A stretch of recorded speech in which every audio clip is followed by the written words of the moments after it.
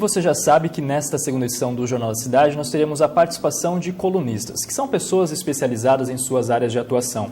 Hoje, quem vai falar de agronomia para a gente, de agronegócio, é o engenheiro agrônomo Dr. Jean Carlos Silva Matias. Ele que possui graduação em Engenharia Agronômica pela Universidade Federal Rural do Rio de Janeiro, mestrado em Agronomia, Solos e Nutrição de Plantas pela Universidade de São Paulo, doutorado em Agronomia, em especialização em Solos e Nutrição de Plantas pela Universidade de São Paulo. Jean Matias é gerente de pesquisa e desenvolvimento da empresa AgroLatino Biotecnologia, diretor técnico de fertilizantes orgânicos, substratos e condicionadores da Associação Brasileira das Indústrias de Tecnologia e Nutrição Vegetal, a ABSolo, e atua principalmente nos setores de substâncias úmicas, fertilidade do solo, nutrição de plantas e fertilizantes organominerais. Jean, boa noite para você. Obrigado por você ter aceito o nosso convite de falar de agronomia aqui para o nosso público no Jornal da Cidade, segunda edição. Boa noite, Jonathan. Eu que agradeço o convite. Gostaria de dizer que é um prazer muito grande estar aqui com vocês, para a gente poder conversar de um tema que é tão importante, né, que é o agronegócio brasileiro, que tem uma parcela aí de contribuição muito grande na balança comercial do Brasil. E que tem muitos produtores rurais que nos assistem e com certeza podem se beneficiar desta coluna aqui no Jornal da Cidade, segunda edição. O Jean vai falar hoje sobre a importância dos fertilizantes, mas antes nós separamos um assunto que vira e mexe está em destaque na imprensa, que é a questão das usinas, né? Hoje pela manhã o assunto foi discutido no Jornal da Cidade. Nós separamos um trecho que fala sobre a situação do setor. O setor sucro-alcooleiro perdeu quase 300 mil empregos no país desde o início da crise da economia global no segundo semestre do ano de 2008. Nos últimos 6 anos, o setor fechou quase 50 usinas e a massa salarial foi reduzida em 56,8%, passando de 9 bilhões e meio de dólares em 2008-2009 para 4 bilhões e 100 milhões de dólares em 2013-2014. Os dados estão no mapeamento do setor sucro energético, apoiado aí pela Única, que é a União da Indústria da Cana-de-Açúcar, a Orplana, que é a entidade dos plantadores de cana, e também da CEICE, que é uma indústria. O estudo feito com o objetivo de traçar um diagnóstico desde que se iniciou a maior crise do setor, mostra que, apesar dos problemas, o mercado sucro-alcooleiro respondeu por quase 20% do PIB nacional em 2013, estimado em 43 bilhões 360 milhões de dólares. Mas poderia ser maior, segundo o setor, se o governo tivesse dado suporte suficiente para que a indústria superasse esses momentos de dificuldade. Entre os problemas apontados nesse estudo e que precisam de solução a partir de políticas públicas está a manutenção do preço da gasolina, considerado um dos principais entraves para o etanol. Para evitar a alta maior da inflação, a Petrobras vende a gasolina a preço mais baixo do que o necessário. E para falar sobre esse assunto e participar, eu convido o Madalena, o Luiz, que aqui estão no estúdio também. E eu começo perguntando, Jean, o seguinte: muitos usineiros têm reclamado da situação do setor. Você que é agrônomo, que está envolvido nesse meio, como que você vê essa questão das usinas hoje no país? É porque se você analisar, viu, Jean, o que nós comentamos hoje, pela manhã no programa, foi uma visão crítica pelo lado da economia, né? Porque eu, sinceramente, eu sei que você vai analisar a questão mais pelo lado do agronegócio e tal, mas eu não consigo me conformar que o usineiro vem e diz: olha, nós só vamos conseguir ter um preço justo no etanol a partir do momento que nós aumentamos o preço da gasolina. Quer dizer, é o tipo da situação que eu quero ferrar o povo brasileiro para que o nosso etanol ele possa sobreviver. Então é preferível não ter o etanol, é preferível ter realmente o combustível. Então vamos produzir açúcar. Você percebe? Não? Se nós não temos condições de viabilizar o álcool, porque nós temos agora o pré-sal, que é, daqui a pouquinho, vamos ter petróleo sobrando, então está na hora, talvez, não sei o que você pensa a respeito disso, parar de produzir álcool, vamos produzir açúcar. Mas né? Esse é o problema, né? Só para colocar mais lenha na fogueira, especialistas apontam que um país que trabalha com 2 matrizes energéticas vai ter sempre esse desequilíbrio, essa concorrência entre elas. Agora, como equilibrar isso? Eu passo para o Jean, então. Se a gente avaliar bem o mercado sucroenergético, Madalena, a gente percebe que vivemos uma crise sem precedentes. E a consequência disso tudo, ela pode ser atribuída a 2 fatores.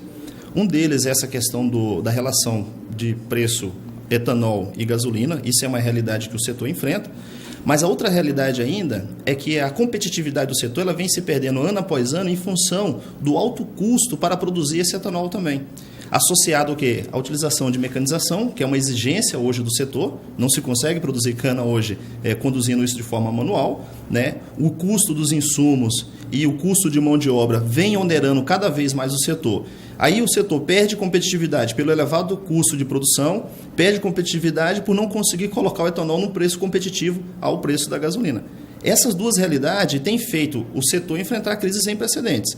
Nós entendemos que o setor ele pode passar por um momento aí de transição, que a gente espera realmente que isso vai acontecer aí nos próximos 2 anos, mas existe uma realidade também do usineiro que é o seguinte: ele vai optar pela produção de etanol ou pela produção de açúcar em função da lucratividade do seu negócio.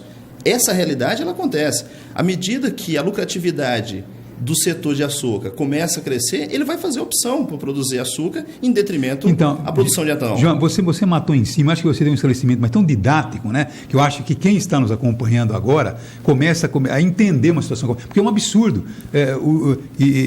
Parabéns pela sua colocação, porque eu acho que você elucidou uma situação que realmente é interessante, porque a partir do momento que você tem aí o açúcar e o álcool, o usineiro ele seria um topeira, ele seria um burro, se de repente ele deixasse de vender o açúcar por um preço que está melhor, está certo para produzir álcool.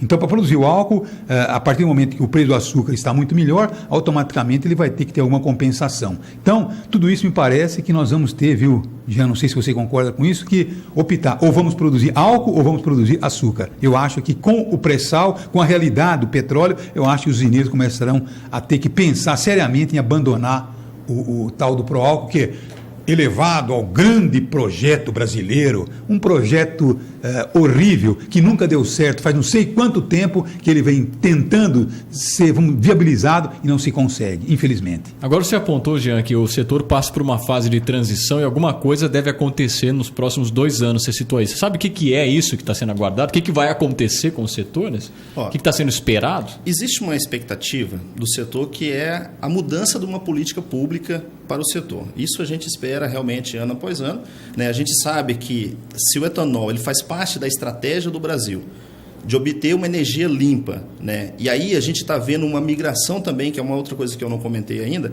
que é a cogeração de energia. O setor ele consegue ter essa elasticidade de produção. Pode ser o etanol, pode ser o açúcar, ou pode ser a própria cogeração a partir do bagaço, a partir da palha. Que então, é subutilizado. Que hoje. É subutilizado. Então, essa realidade ela vem crescendo ano após ano, e isso pode fazer com que a matriz energética brasileira ela comece a migrar para uma energia limpa. Além disso, um detalhe muito importante do setor sucroenergético, que a gente ainda não conseguiu pontuar, é o ganho ambiental dessa tecnologia, né? A sustentabilidade desse setor. Isso foi defendido por muitos e muito tempo em alguns governos anteriores, e essa realidade não acontece mais. Então, o exemplo mais claro em que o mundo está buscando uma energia limpa, o Brasil tem um potencial enorme de produzir essa energia limpa e, no entanto, não existe uma política pública séria para essa finalidade. Então, o setor está se adaptando a essa necessidade em função da elasticidade que ele permite. Produção de etanol, produção de açúcar, cogeração de energia a partir do bagaço da cana-de-açúcar. Agora eu sinceramente não vejo energia limpa.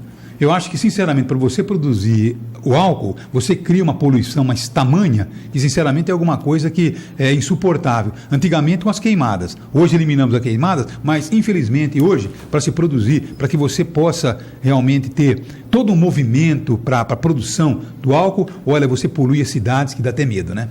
A poluição, menos por exemplo, talvez que o petróleo, né, Madalena? Acho que na comparação... Mas aí é que tá. Eu sinceramente tenho uma dúvida. É verde, você planta, olha, né? Você que é um técnico, eu até agora, eu estou ouvindo muito falar em energia limpa, é muito papo furado. Você percebe, não? Porque a situação de que, olha, o álcool ele polui menos que o petróleo, eu não sei até quanto. Qual é o percentual real dessa história? Se também não tem aí muita vendendo-se alguma coisa para, logicamente, cobrar um preço um pouquinho mais adiante. Sinceramente, viu, Jean? Madalena, o que a gente considera em termos de energia limpa, o principal fator é a questão da energia renovável. O petróleo não é renovável, essa realidade todo mundo conhece, a ciência ou a pesquisa não precisa provar que o petróleo não é renovável, que é um bem finito, que depende muito do mercado externo, que tem uma dependência absurda em termos de preço, né? A gente sabe da crise do petróleo que o mundo viveu e vive ano após ano, é uma realidade que vai e volta. Quando a gente fala em energia limpa, a gente está pensando na sustentabilidade da energia renovável. Imagina você cogerar energia de um bagaço de cana que você planta de novo e você colhe esse material, essa biomassa e gera energia novamente, né? Então, dentro desse conceito, a gente pode considerar tecnicamente que é uma energia renovável e que é uma energia limpa. Tá? Tecnicamente, a gente pode considerar isso. E agora tem um custo, né? Custa caro isso, porque é uma questão de você abrir mão de um capital, de obter lucro para conseguir produzir esse tipo de energia, né? Quando a gente fala que o governo poderia dar incentivos, primeira coisa que a gente pensa é que poderia reduzir juros, não sei, na aquisição de equipamentos, por exemplo. Mas se por um lado o produtor, o usineiro, vai ter esse benefício, o governo vai estar pagando isso também. Então, financeiramente ali não há um certo equilíbrio, né, Gê? Só a redução do imposto, a gente tem visto aí, eu acho que 2013 foi um ano que a gente observou aí algum tipo de incentivo, só que a gente ainda enxerga que essa redução ela não é significativa para a necessidade da retomada do crescimento desse setor. Ao passo que a gente vê aí várias usinas fechando as suas portas, a diminuição da quantidade de moagem de cana-de-açúcar ano após ano, a produtividade, o investimento nesse setor, visando aí a volta do crescimento que a gente vislumbrou há 10 anos atrás, a gente não está conseguindo encontrar mais isso. Os greenfields, que seriam as novas usinas, pararam, né? Então só a redução do imposto ainda não vai garantir a retomada desse crescimento. A gente observa que tem que haver uma outra forma de políticas públicas que possa incentivar esse setor a retomar o seu crescimento. Agora, as reservas de petróleo no Brasil hoje com pré-sal e tal, alguém já fez um cálculo de quantos anos esse petróleo poderia suportar a demanda? Tem-se um estudo a respeito ou não? Madalena, quando foi descoberto o pré-sal, esse número ele surgiu, foi feita uma pesquisa, né, da quantidade de petróleo ainda que existe, por quanto tempo isso vai durar. A gente sabe que a minha geração e a sua geração não vai alcançar o fim do petróleo. Isso a gente sabe, né? Apesar de todo mundo defender que é um material finito, a gente sabe que é um material não renovável, só que, por outro lado, a gente tem que incentivar a utilização de recursos renováveis. Não, mas sabe o que acontece, Jean? É isso que eu digo a você. Agora, está custando muito caro esse recurso renovável. Então, por isso que eu digo a você, nós temos que, na verdade, nos preparar um pouquinho mais adiante, quando a gente resolver nosso problema de saúde, de educação, aí nós vamos, então, realmente nos dedicarmos com maior afinco, com maior delicadeza à produção do álcool. Eu, sinceramente, acho que hoje isso é uma grande besteira, realmente perder tempo com alguma coisa que não vai dar certo, sinceramente. Eu vou discordar de você, Madalena, nesse sentido, porque eu acho que nós até demoramos demais para tentar encontrar medidas que possam ajudar o tempo de sobrevivência do planeta com a questão de emissão de gases estufas, com a emissão de tantos poluentes que o petróleo, que é um desses combustíveis, que pode trazer. Então, acho que o capitalismo vai ter que abrir mão e saber que no momento ele vai ter que ganhar menos para poder implantar um combustível, como é o caso do etanol, que possa fazer com que o planeta sobreviva mais. Então, parar de pensar tanto na questão de querer ganhar dinheiro e tentar manter um planeta funcionando, né, vivo. É isso, é o que eu acho que é isso. E um ponto muito importante, Madalena, comentar a respeito disso, que é o seguinte: quando a gente vai numa região, como a gente conhece, eu tenho viajado bastante, a região centro-oeste, aí, a mudança que acontece em torno das cidades onde são inseridos esses greenfields aí de produção de etanol é muito grande.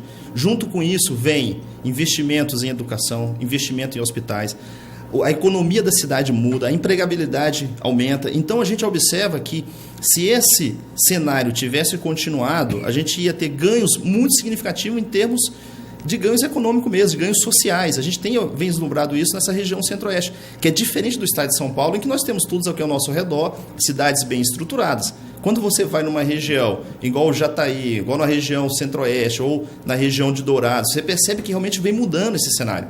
Tá? À medida que chega esse setor sucroenergético nessas cidades elas vão crescendo com muito mais qualidade de vida. Esse é o cenário que a gente tem enxergado. Não, mas eu não sei, viu, sinceramente, João, nós vamos, você é tão lúcido, você é bem didático, esclarecedor e tal, mas eu, sinceramente, eu acho que ao invés de produzir cana, nós deveríamos produzir mais alimento e vender esse alimento para o mundo, sabe, deixar o etanol de lado, sinceramente. Existe essa questão também, né, do espaço agricultável que se ocupa com a cana ao invés da produção de alimento. O mundo tem esse desafio que é produzir alimento. Mas olha, eu concordo com o Jean. Eu comprei já, te juro, na década de 70, eu fiquei tão iludido, sou raivoso comprar álcool por causa disso. Comprei meu carro a álcool, tinha que empurrar o filho da mãe porque não pegava, e de repente o álcool, 3 meses depois, estava de novo lá em cima, e até hoje é esse mesmo lero-lero, essa mesma lenga-lenga, e não sai disso. E os usineiros sempre reclamando, olha, o álcool não consegue levantar voo porque a gasolina está mais barata que o álcool.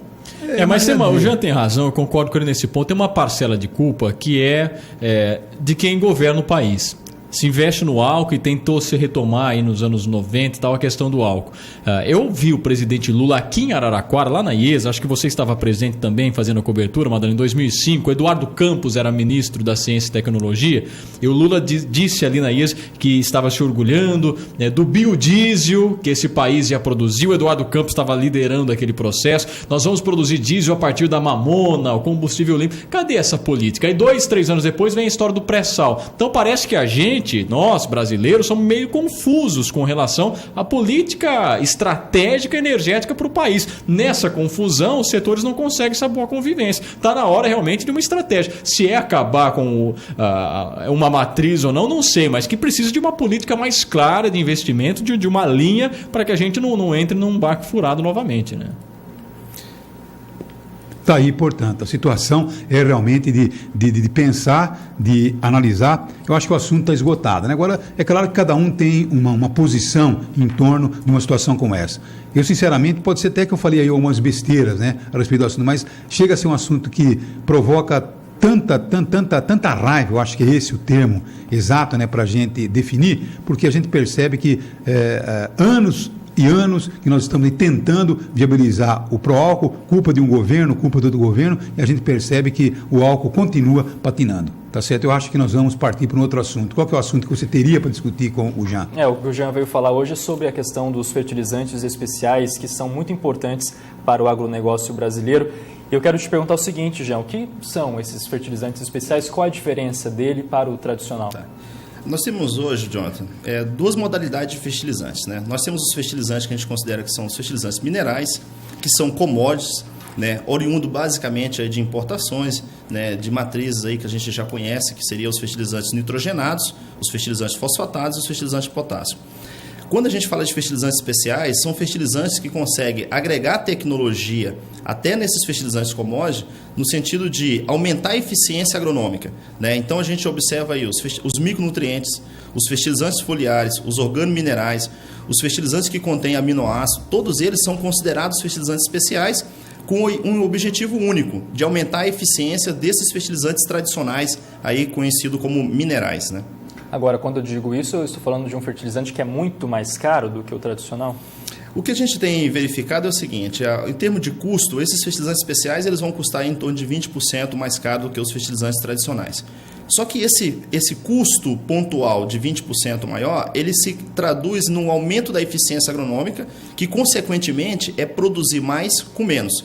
Ou seja, os fertilizantes especiais nada mais é do que uma tecnologia que agrega eficiência agronômica a um fertilizante mineral, que a relação custo-benefício acaba sendo mais positiva, mesmo com esse acréscimo aí de 20% aí mais caro. Agora, há uma dificuldade de convencer o produtor de usar esse fertilizante, ele que já está acostumado com os tradicionais, ou esse produtor é aquele que também percebe as dificuldades que tem na sua plantação e acaba aderindo facilmente a uma nova tecnologia já?